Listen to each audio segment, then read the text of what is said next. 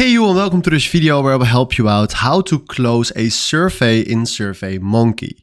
So we are right here at our home tab and we are having some surveys that we want to close. Then we click right here on the wealth option and then we go to publish survey. Then you will find right here a lot of collectors that we created, and right now this embedded survey 1 is still open.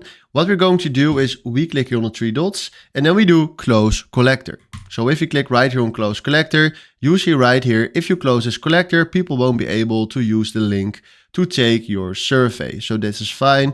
And they also get a message. So this survey is currently closed. Please contact the author of this survey for further assistance. So this is fine. And then we can do right here, close collector.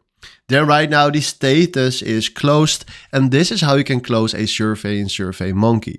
If you want to close the complete survey, you can do this for all the collectors right here, because then there is no open collector that still receives questions. So this is how you can close a survey in SurveyMonkey. Hopefully this was exactly the video where I was looking for. Thanks for watching and have a wonderful day. Ciao.